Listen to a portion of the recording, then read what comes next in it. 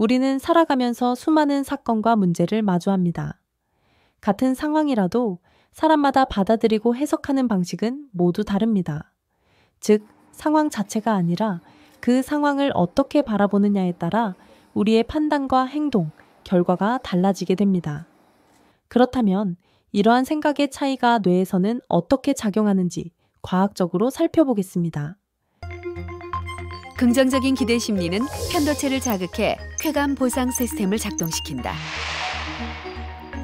도파민 회로의 중심인 중격 측좌핵에서 흑색질을 자극해 도파민이라는 신경 전달 물질이 분비되면 우리는 즐거움과 행복감을 느끼게 된다. 반대로 나빠질 것이라는 불안감이 커지면 스트레스를 받은 편도체는 시상하부의 뇌하수체를 자극해 부신피질 자극 호르몬을 분비시킨다. 이 호르몬이 혈액으로 흘러들어가 부신을 자극하면 스트레스 호르몬인 코티솔이 분비된다. 긍정적인 말을 통한 뇌의 작용에 대한 연구 결과도 있다. 연구에 의하면 긍정과 부정의 감정적인 언어 자극 모두 편도체 왼쪽 부위를 활성화시킨다. 특히 긍정의 언어 자극에서는 보상과 관련된 영역들이 추가로 활성화됐다. 이러한 보상과 관련된 영역들은 부정적인 언어 자극에서는 활성화되지 않았다. 부정적인 감정이나 정서가 들면 우리 전두엽이 다른 어떤 일을 하지 못하고 그 감정을 조절하는 데만 이제 일을 해야 돼요.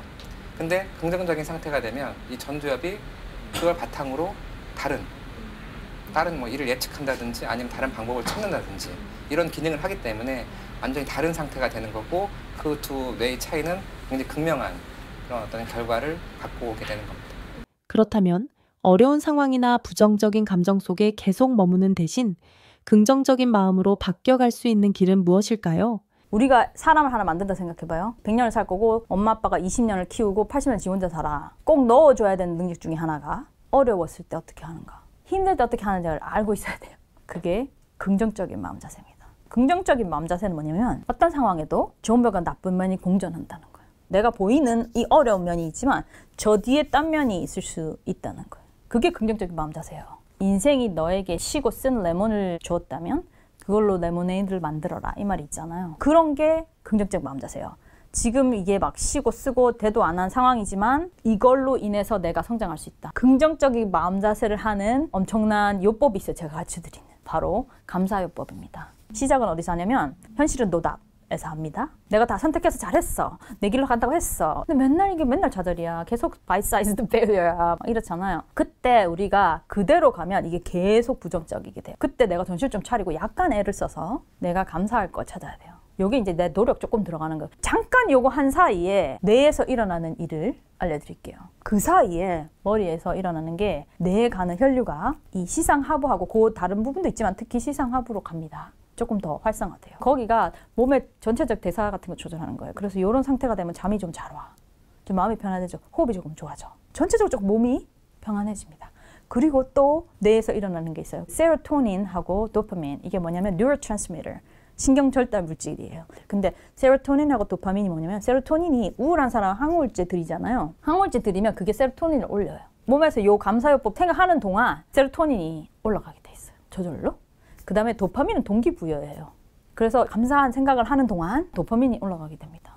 그냥 그건 저절로 내가 안 해도 돼. 감사만 조금 노력해서 하면 돼요. 이거 보면서. 이거를 어떻게 하냐면 적어도 되고 명상으로 해도 되고 기도로 해도 되고 그냥 주문처럼 외워버려요. 이거를 아침 저녁으로 해놓으면 힘들 때 여기로 딱 갈 수가 있어요. 훈련돼 버리는 거예요. 누가 나를 좀 잘못했어 나한테. 억울해. 그때 또 돌리면 돼. 그런 식으로 저도 다른 사람에게도 맨날 가르치고 저도 스스로 하거든요. 뭐 사람이 다 좌절이 다 있잖아. 이거 돌리면 금방 훨씬 더 좋아져요. 이거 안 돌리면 어떻게 되는지 아세요? 저 나쁜 놈 망해라. 이렇게 됩니다. 부정적으로 흐르게 되는 거죠. 근데 그거를 탁 털고 요걸 돌리는 순간 그래도 나 감사한 게 이렇게 많아. 그러면서 기분도 좋아지고 다음 일을 할 수가 있게 되는 거예요. 이처럼 과학적으로도 긍정적인 자세로 반대편을 볼 수 있고 감사를 찾아낼 때 마음과 생각이 회복되며 뇌의 변화와 함께 실제적인 힘을 얻게 됩니다. 하지만 우리는 하나님 자녀로서 긍정이나 부정에 매이지 않습니다. 모든 일은 말씀 성취와 세계복음화의 과정 속에서 주시는 하나님의 응답입니다. 그러므로 어떤 상황 속에서도 감사할 수 있습니다. 그 감사 속에서 아침과 밤에 하나님의 것으로 리듬을 찾고 낮에는 기도 속에서 모든 것이 하나님의 축복으로 바뀌는 삶이 되어지길 기도합니다.